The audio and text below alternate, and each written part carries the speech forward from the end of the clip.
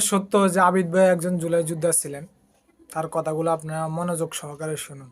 আরে ভাই আল্লাহ মাসুদ, তুমি যেমন স্টুডেন্ট ছিল, আমিও তেমন স্টুডেন্টই ছিলাম। তুমি যেমন রাস্তায় সংগ্রাম করেছো, আমরাও এই আন্দোলনকে এক দফার দিক ত্বরান্বিত করতে সর্বোচ্চ ভূমিকা রেখেছি। 14 তারিখ রাতে রাজু ভাস্কর্যের পাদদেশ থেকে দাঁড়িয়ে গোটা বাংলাদেশ হাসিনাকে স্বৈরাচার শব্দে জাতীয়তাবাদী ছাত্র দলের ছেলেরা প্রতিষ্ঠিত করেছে। সেখানে তোমরা বড় বড় সমন্বয় সকল বাধা প্রদান করেছিলে। এবং এই জুলাইয়ের পরে 0% কন্ট্রিবিউশন 100% সেলিব্রেশন যেখানে বলা হয়, সেখানে জুলাই পরবর্তী সময় যতগুলো জুলাইয়ের আইকনিক ক্যারেক্টার ছিল, যেমন ডেমলায় মাইকে আহ্বান জানিয়েছিল ছাত্রদল নেতা, তারপর পুলিশ তাকে নিয়ে গিয়েছিল। ধামরাই যে ছেলেটা পুলিশকে ধাওয়া দিয়েছিল সর্বপ্রথম, সেই ছেলেটাও ছাত্রদলের ছিল। ওভারব্রিজে পতাকা উত্তোলন করেছিল, সেই ছেলেটা ছাত্রদলের ছিল। পুলিশের গাড়িতে উঠে গিয়ে পতাকা উত্তোলন করেছিল, সেটাও ছাত্রদলের ছিল। যে আইনজীবী সামনে দাঁড়িয়ে হাত দিয়ে বলেছিল আমাকে নিয়ে যান, আমার স্টুডেন্টদেরকে ছেড়ে দেন, সেই আলাউদ্দিন খোকন বিএনপি ছিল। এবং ঢাকা বিশ্ববিদ্যালয়ের বর্তমান ভিসি ওবায়দ স্যার সেদিন সেখানে সামনে দাঁড়িয়ে স্টুডেন্টদের রক্ষা করেছিল।